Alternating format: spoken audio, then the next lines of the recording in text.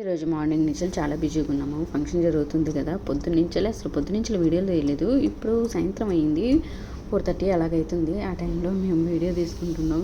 ఇంకా అసలు బిజీలో అసలు కుదరలేదు మార్నింగ్ తీద్దామంటే. ఇప్పుడు చిన్న బిట్ తీసుకోవచ్చులే అని చెప్పేసి తీస్తా ఉంటే సాయంత్రం పూట అంతా ప్యాక్ చేసేసారు. ఆ టయానికి వచ్చేసి మా చిన్న మామయ్య వాళ్ళు ఫోటోలు దిగారు.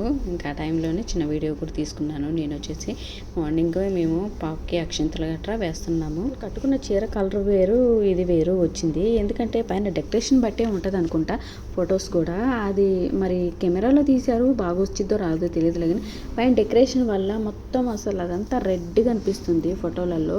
మొబైల్లోనే అలా వచ్చిద్దా, కెమెరాలో కూడా వచ్చిద్దో నాకు తెలియదులే. కానీ కెమెరాలో మాత్రం, మా ఫోన్లో మాత్రం అలాగే రెడ్గా వస్తుంది. అందరూ అదే అనుకుంటున్నాము ఫోన్లో దిగేటప్పుడు. ఆ తర్వాత ఇప్పుడు ఎలాగో ఫంక్షన్ అంటే ఆ డ్యాన్స్లు ఆట పాటలు ఉంటాయి కదా, అందరూ చక్కగా ఫ్రెండ్స్, మా చుట్టాలు, ఫ్యామిలీస్ అందరూ కలిసి డ్యాన్స్లు ఇలాగ వేసుకుంటున్నాము. అది వాయిస్ అంటే పాట తగ్గ తీసేసాను, ఎందుకంటే కాపీరైట్ పడుతుంది కదా అని చెప్పేసి తీసేసి వాయిస్ ఇస్తున్నాను. ఆటపాటలు అయితే వదినలు ఉంటారు కదా, వాళ్ళని లాగి మరి వాళ్ళని కొద్దిసేపు ఎంజాయ్ చేద్దామని చెప్పేసి వాళ్ళు రాను అన్నా కూడా వాళ్ళని లాగి మరి డ్యాన్స్ వేస్తున్నాము.